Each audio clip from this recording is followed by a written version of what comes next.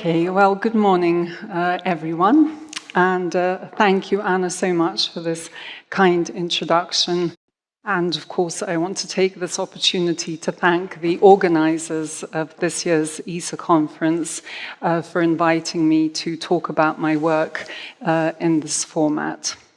And I want to thank all of you for attending the talk. My first ECER conference was in Geneva, and I think that was back in 2006. So I'm glad to be here today. So as Anna said, this is the title of my presentation, Propositions for Educational Research in Post-Disaster Settings, Ethics of Care in Contexts of Despair.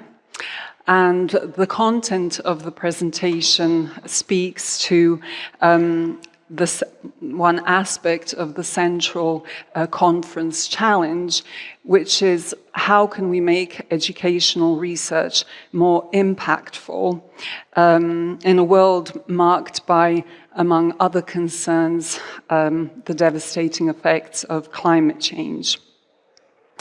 And I think this is a particularly relevant challenge to put before us, since in our era of climate emergency, disasters such as floods and earthquakes are no longer just some extreme events, but they affect the everyday reality of schools and communities across the globe.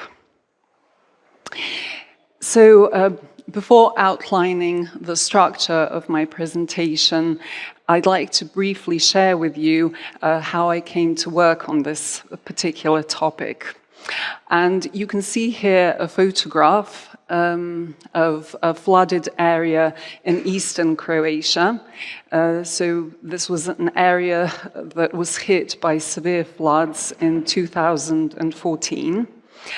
And 4 years later, I was doing field work in this area.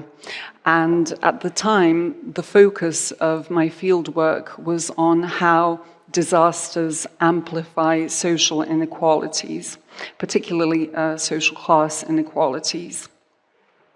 And I thought I'd share with you some notes I wrote so that you after the field work, so that you could see some of my early observations. So I wrote, when we visited the villages of Gunja and Rajevo Selo, we could see the architectural aftermath of the floods. Scattered derelict homes with occasional plants sprouting through cracks and collapsed roofs ran parallel to newly constructed buildings, some empty, some inhabited. We also came across abandoned mobile homes which had been used as emergency housing for residents whose homes had been severely flooded and who had nowhere else to go. The village's built environment bore witness to disaster. However, the flooding had impacts that go beyond the visual. Our interlocutors from the two villages highlighted the less visible impact of floods, such as long-term psychological strain, as well as a lingering sense of injustice.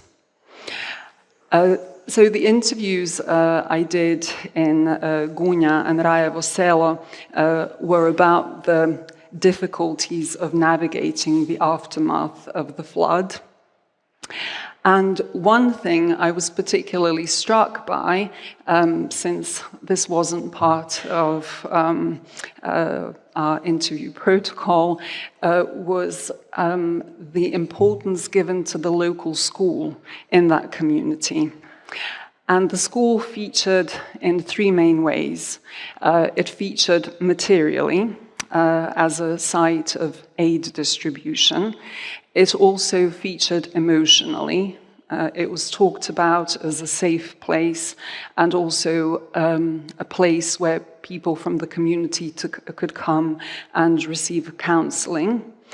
And it was also talked about in a symbolic manner, in the sense that its reopening signaled hope of recovery for the whole community. And so this experience prompted me to start reading on disaster, on the disaster education nexus. And then 2 years later, in 2020, I experienced a fairly strong earthquake in my hometown of Zagreb in Croatia. And several months after that earthquake, there was another earthquake that affected a neighboring region in Croatia. And you can see here 2 photographs illustrating the damage the earthquakes caused in 2 schools. So this personal experience of the earthquake combined with my field work in Gunja and Rajevo Selo, and then also the reading that I was immersed in, eventually came together in a research project which I led on school dynamics in post-disaster contexts. And I will be drawing on this research project during this talk. So there are 3 main blocks to my presentation. In the first one, I'd like to provide a panoramic view of insights and oversights in educational research on disasters. And then in the second part, I want to particularly zoom in on 2 oversights. One of these is the scarcity of research engaging with contestations, and the other is the scarcity of research with an action component. And then in the final part, and these 2 parts, the first 2 parts feed into this final part, that puts forward propositions on how to move forward educational research on disasters, and in particular, the role educational research might have in supporting school disaster preparedness, response, and recovery. So to start then with this first section, and the aim of this block is to situate my propositions in the wider field of this research area, and also provide a shared foundation for those who might be less familiar with this research area. And what's behind some of these images that you're going to see is a review of articles, I would say a fairly exhaustive and also exhausting review of articles that have been published on disasters and education in reference journals in English. So I'm sure that there's valuable work published in other languages too, but this is not covered in this particular analysis. And maybe just to point out, for many years, I conducted research on social inequalities in education, and in particular class inequalities. And as I'm sure you know, this is a field that has a very long tradition. It's quite vast. This is a nascent field of research. So what I'm presenting is an overview of articles, some 200 plus. So the first thing I'd like to share with you relates to what are the dominant themes in this research area. And of course, assigning themes to articles is not straightforward because an article can have multiple foci, but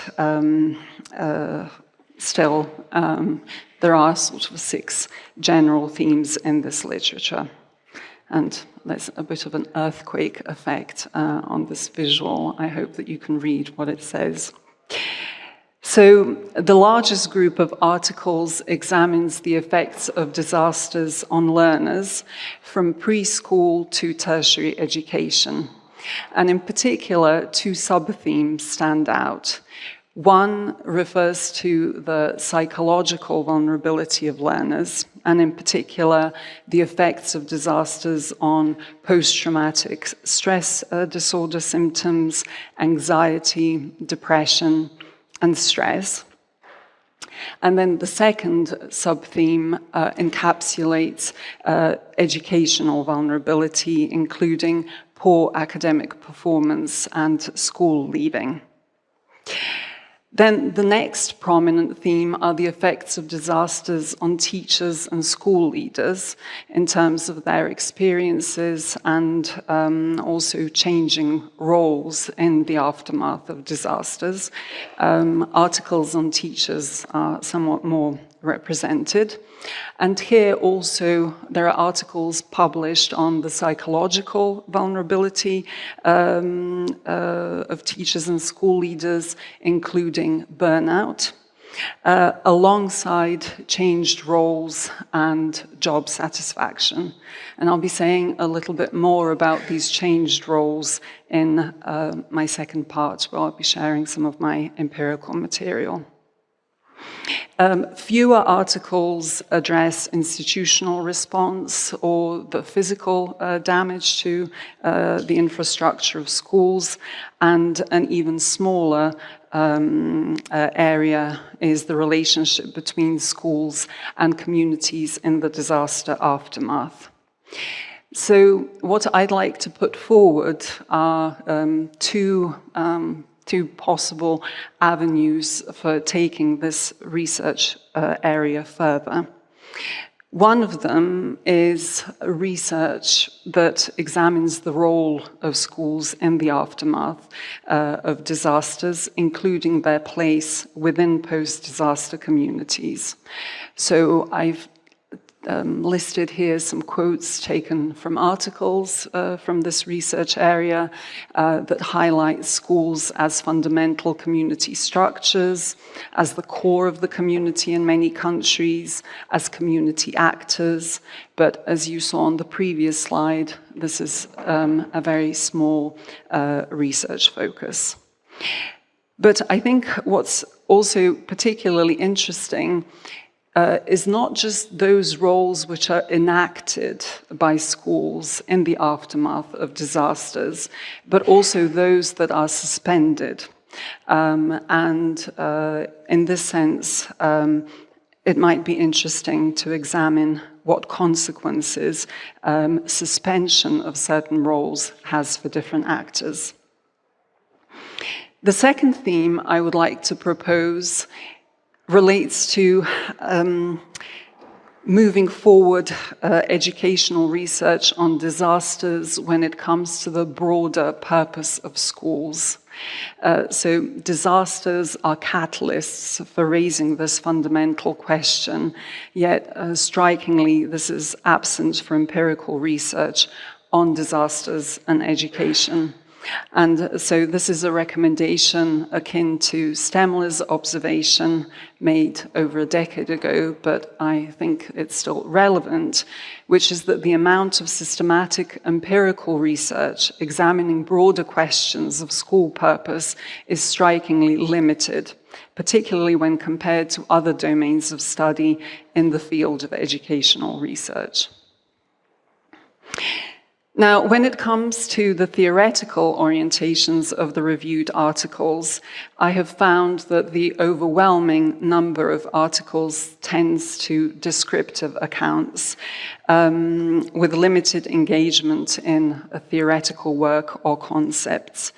Where there is theoretical underpinning, there's fragmentation, so no one particular theory stands out. This is just an observation. Although resilience is invoked more often than any other concept. And then there are certain theories which are mentioned in like a single article. One example is the use of expectancy value theory in a study that theorizes post-secondary educational expectations in the aftermath of a hurricane. And another study that uses the concept of emotional labor to think through teachers in a first responder role in the aftermath of an earthquake. Now, importantly, there is an absence of critical perspectives in the reviewed literature, leaving questions of power and conflict almost entirely absent. So the articles that explore teacher experiences, school leader experiences, or institutional response make no reference to the micropolitics of school life, which sort of encapsulates issues of power dynamics and conflict. So thinking about propositions of moving this area forward, one would be for educational researchers to consider critical lenses which help reveal tensions and goal diversity dimming school resilience. So turning to methods, I found that conventional methods dominate. So there isn't much of a practice of experimentation with methods. Interviews and questionnaires dominate. There's also use of secondary data, so statistical data, albeit to a lesser extent. Focus groups also to a lesser extent, frequently in mixed methods studies. And as you can see, art-based methods are least represented. A study which uses art-based methods is Karin's study on children's experienced post-earthquake in Turkey. And Karin advocates for using such a method to help children externalize trauma and engage in meaning-making processes. In terms of research strategies, surveys, case study approaches, phenomenological approaches are represented, and least represented is action research. And I think this is particularly striking given the potential of action research to engage schools and communities in collaborative recovery and resilience building. So my suggestion for a way forward for educational research on disasters is for researchers to nurture a more collaborative approach inspired by an ethics of care. And this includes towards change. And as Branley and Barnes point out, this is research that aims to leave things better than when we started the research. So only a couple of more slides to go in this first section. And already from the themes, I'm sure you can gather participants are in the reviewed studies, but I've listed them here in order of frequency. And the usual suspects of educational research dominate: pupils and students, teachers, principals. There are missing from have a very important role in schools in terms of general function, but then also specifically in post-disaster recovery. And these are administrative and technical staff members. So as a way forward, again, for educational research, exploring schools as organizations in the aftermath of disasters, encapsulating their perspectives, I think is immensely important. If one were to deduce from educational research on disasters who comprises one school, one would wrongly conclude that there are no working class jobs in these institutions. So a more comprehensive and more ethically grounded approach would integrate such voices.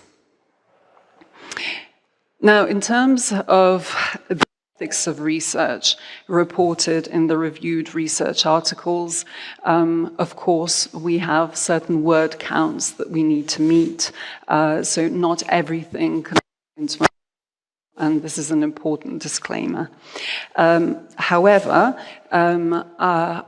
I think I'm using the word striking a lot, but I did find it quite striking that in a third of the reviewed articles, there was no mention of ethical aspects of research.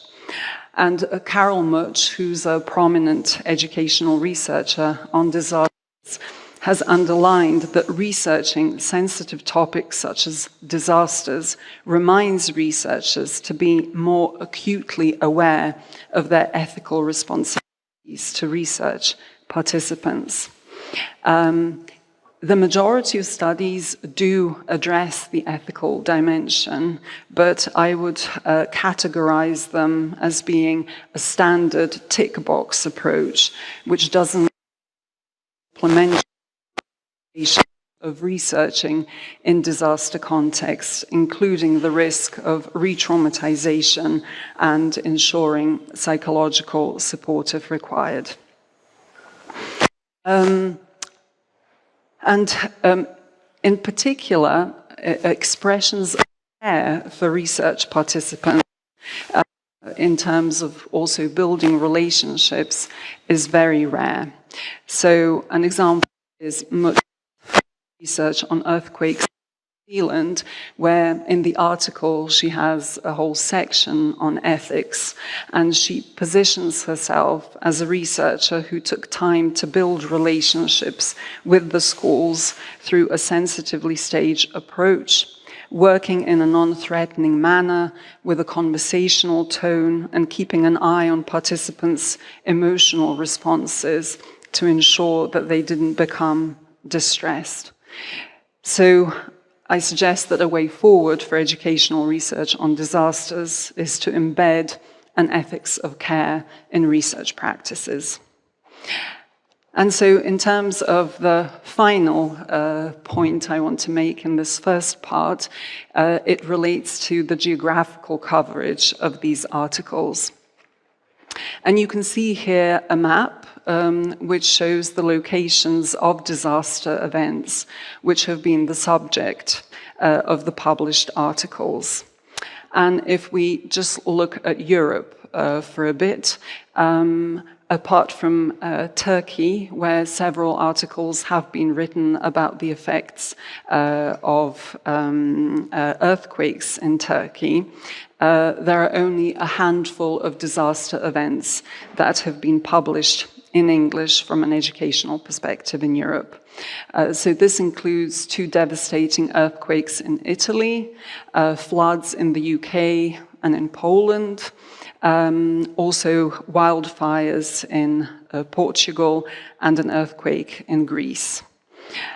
And I think that with the floods that we have been witnessing in Europe and also the summer of wildfires, I expect that there will be many more locations to be marked on this map in the years to come.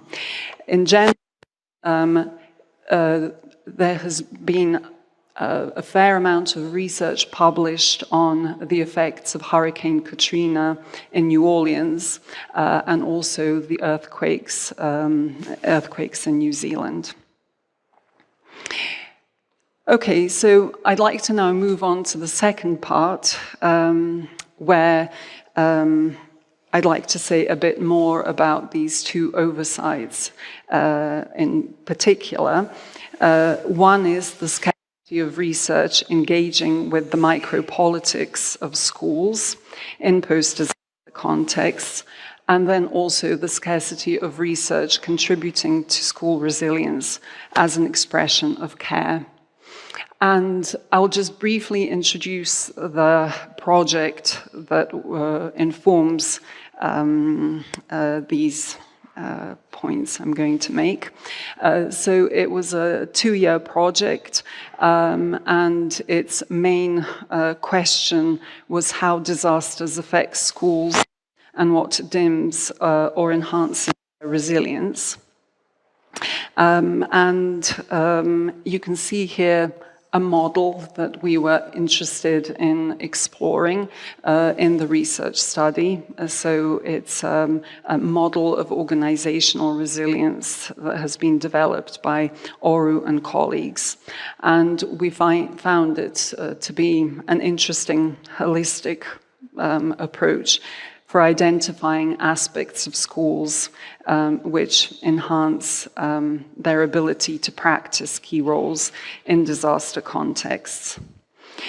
So the research study itself consisted of 3 case studies, one in a school in a large urban area, one in a school in a small urban area, and then a school in a rural area.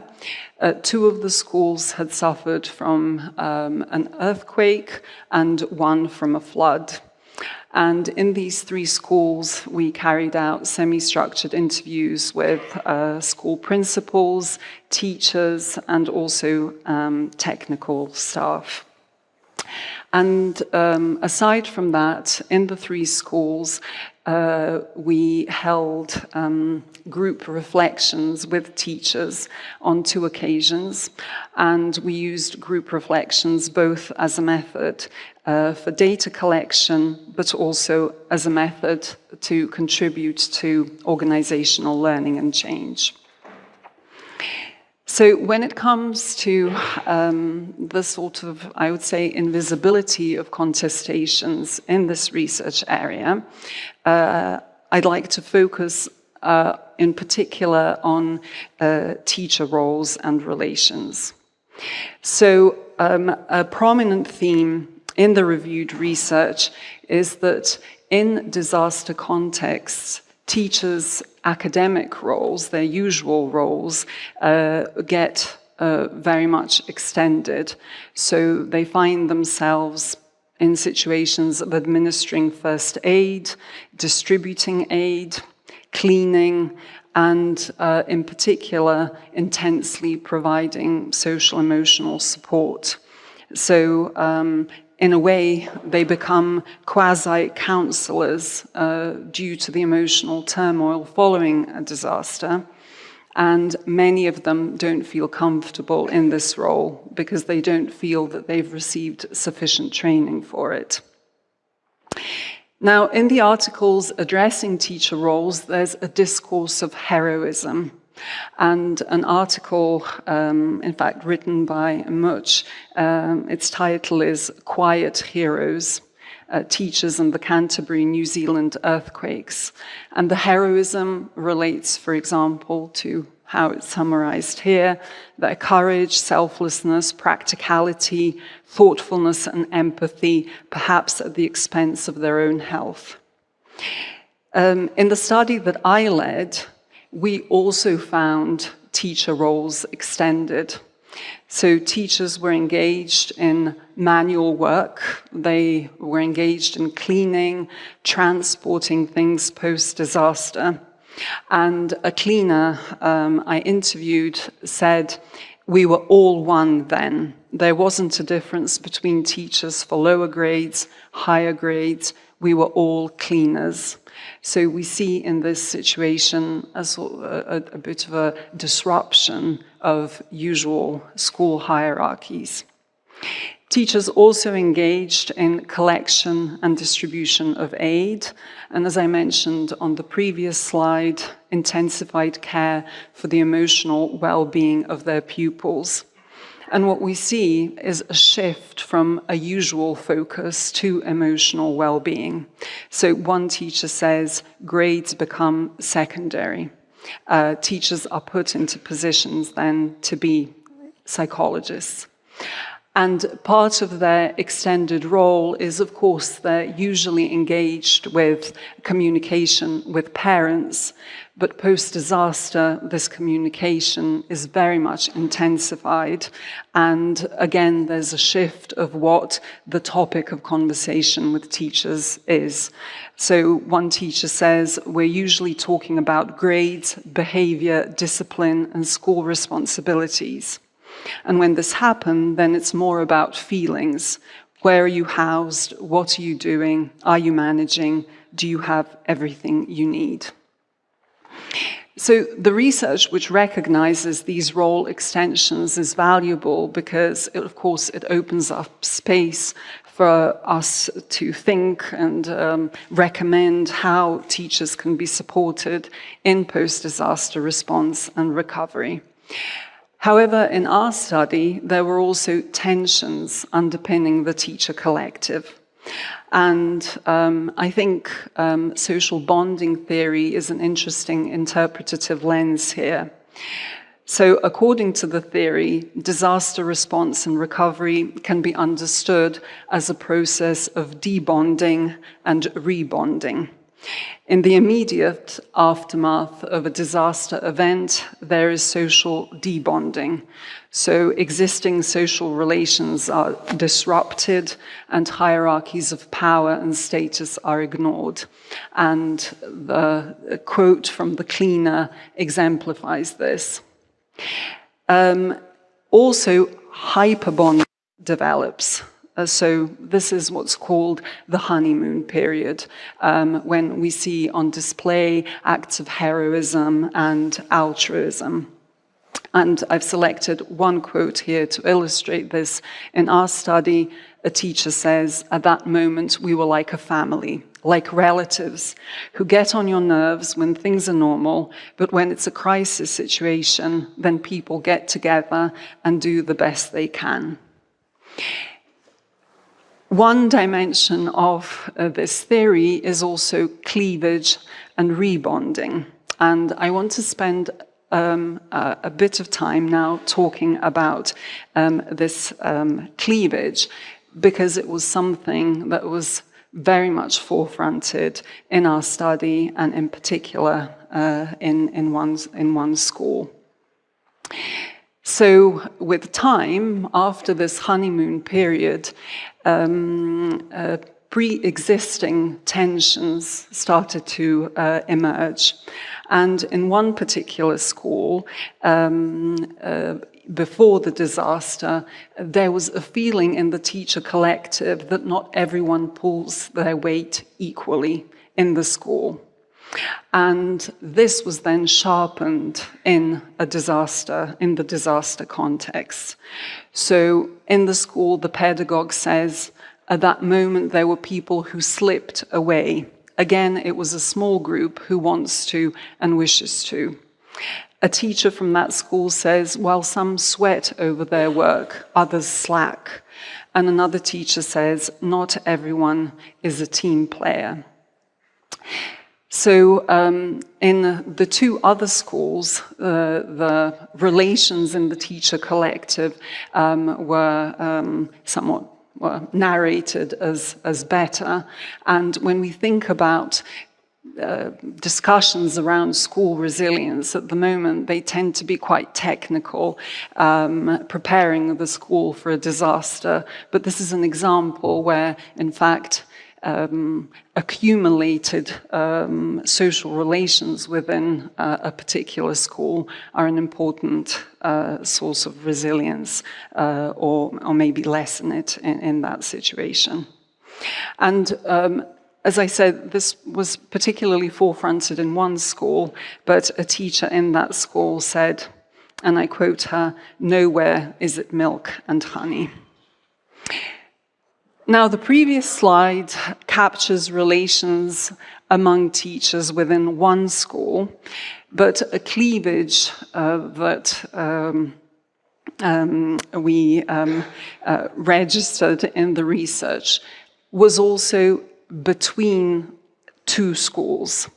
So in our research, we had a school that was a host school to another school who got a red label after the earthquake. So the school building could no longer be used.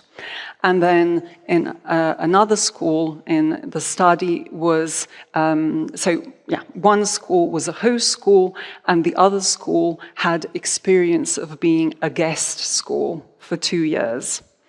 And the terminology accompanying this experience included binaries such as the one I've already drawn on, which is guest versus host, also tenants versus owners. And what you can see here is an AI-generated image, which I used to protect the anonymity of the school that was a host school. But it captures some of the complaints teachers had with the experience of hosting another school. So the school that they were hosting put a plaque on their school with the name of the school to signal that they were now also on that location. But this plaque was a new plaque. And the teachers in the host school felt that this new plaque now made their plaque, that was an old plaque, look bad.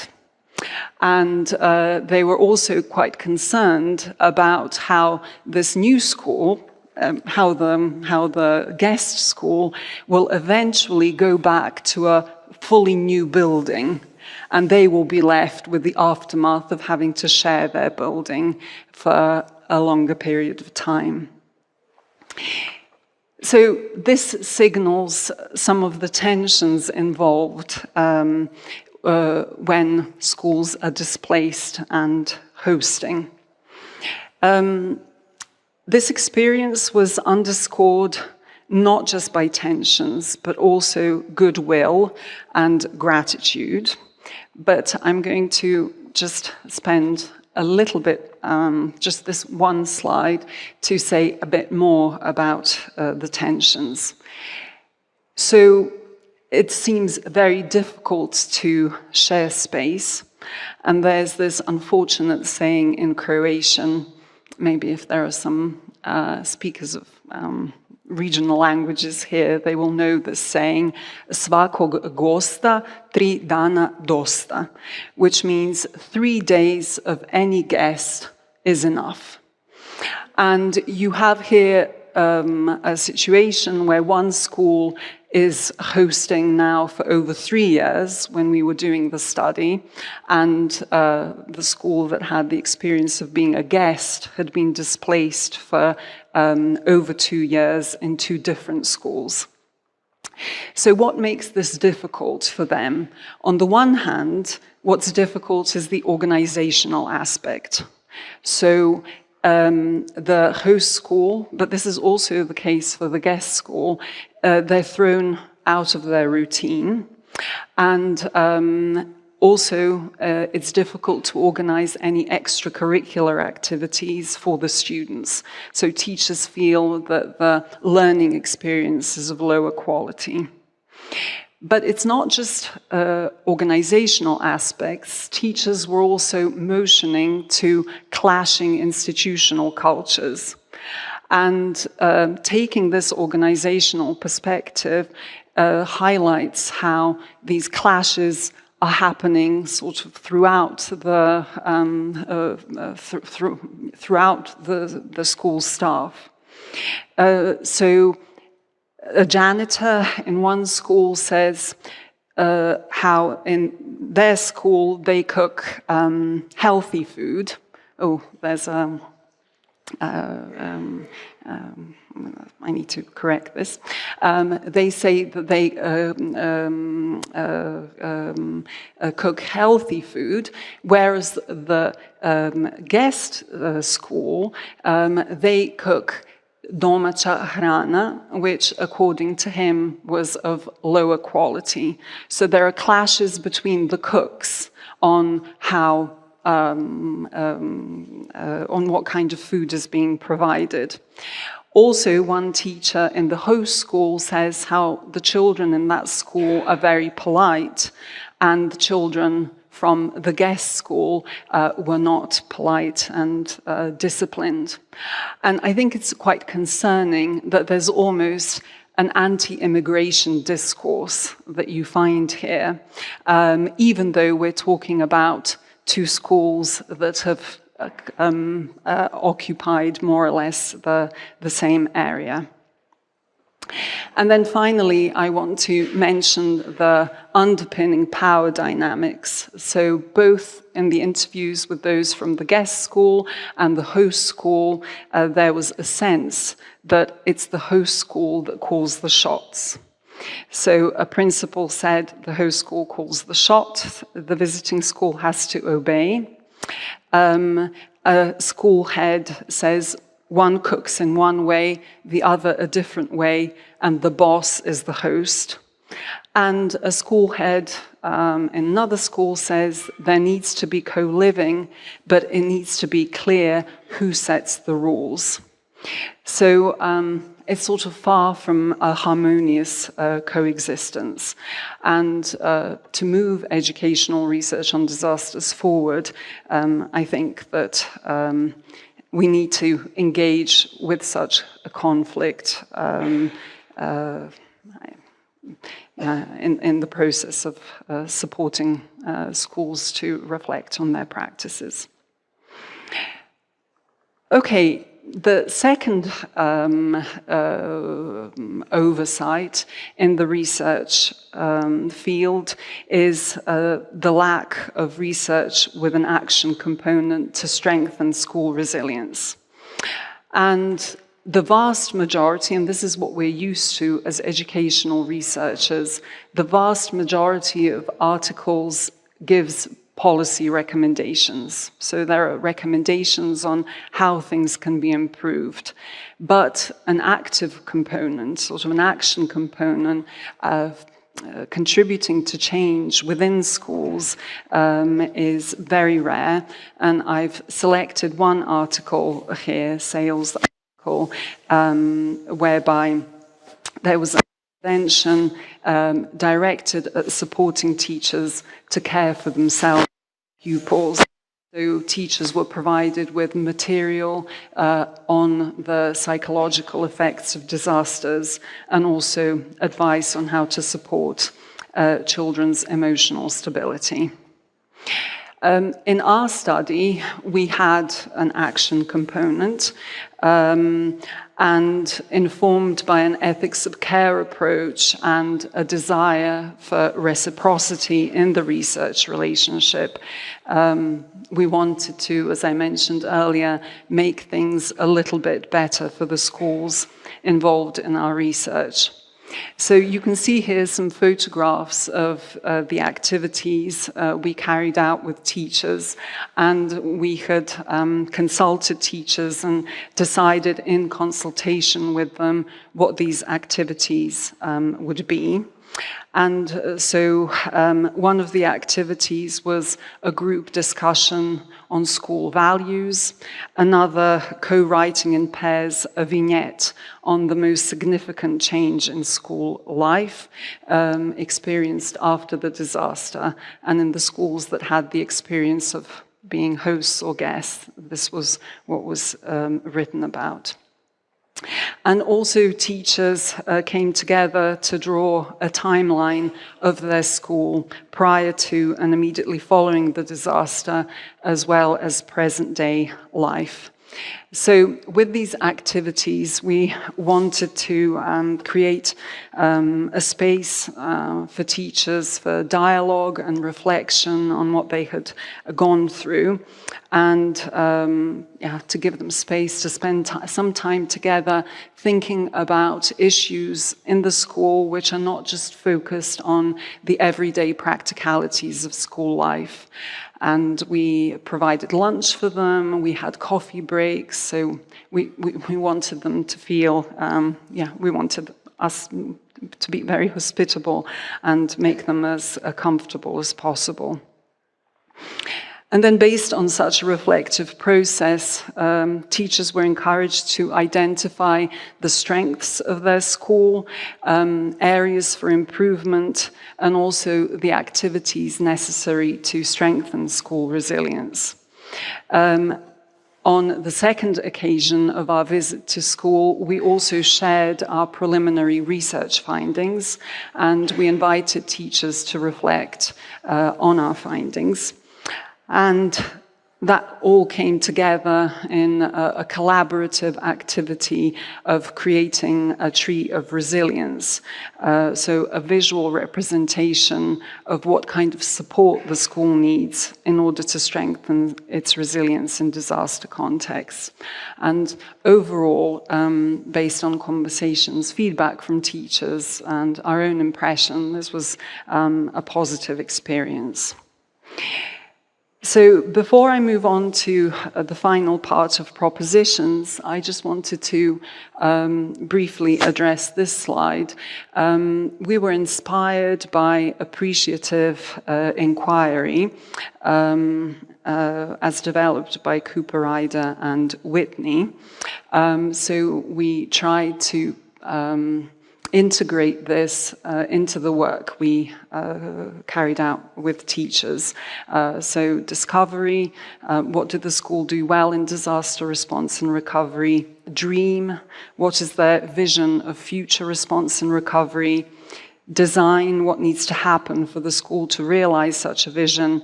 And then destiny, implementing processes for change.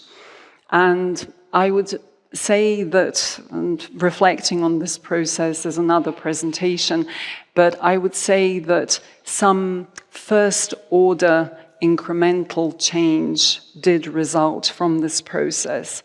In the school that had tensions in the teacher collective, for example, they decided that they would organize more informal meetings, try and cooperate together on projects, aware of the importance of also being there for each other in disaster contexts. And also in the school that was hosting another school, they themselves suggested that what they would like to work on, and they developed activities on how they can be more hospitable to the guest school. Of course, second-order change, such as any kind of transformation of institutional norms, isn't something that we can expect in this study. But I think that even these little steps are a contribution educational researchers can make. So to end my presentation, I'd like to bring together the propositions I've already mentioned and build on them just a little bit more.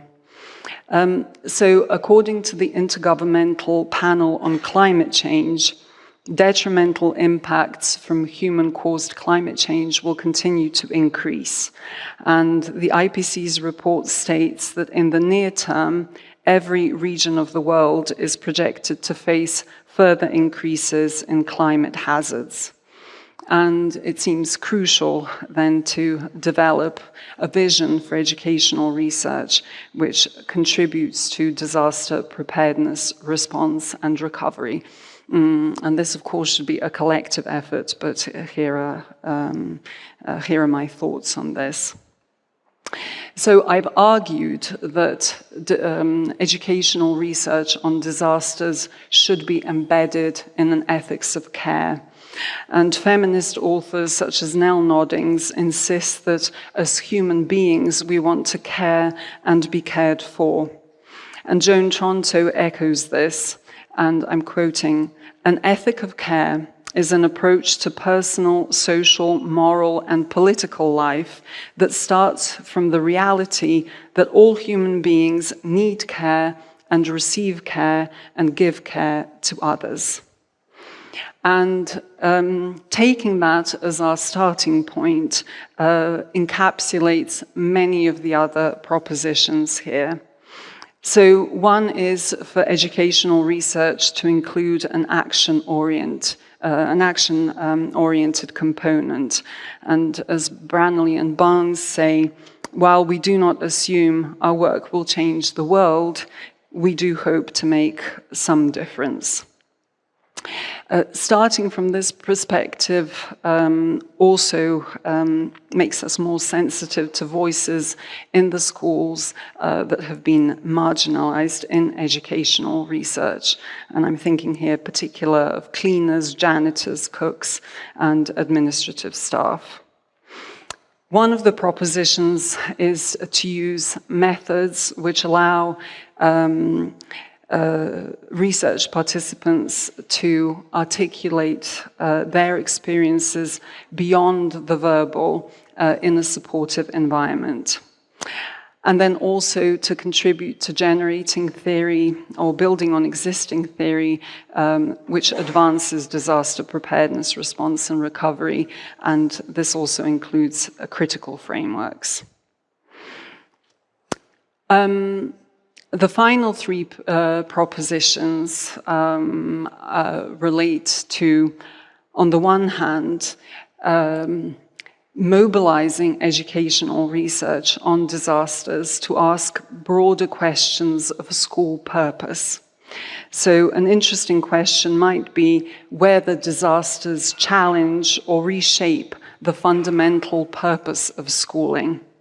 And such research may unsettle the prevailing neoliberal consensus that frames schools in terms of human capital, production, and accountability, rather than providing care and contributing to community resilience. Also, I think there's a role for educational research to play in developing or enhancing existing practical tools contributing to school disaster resilience. And finally, what I want to end with is that maybe educational research can chart the way forward for others by modeling relationships of care, generosity, and collaboration, which are so fundamental to living in disaster times.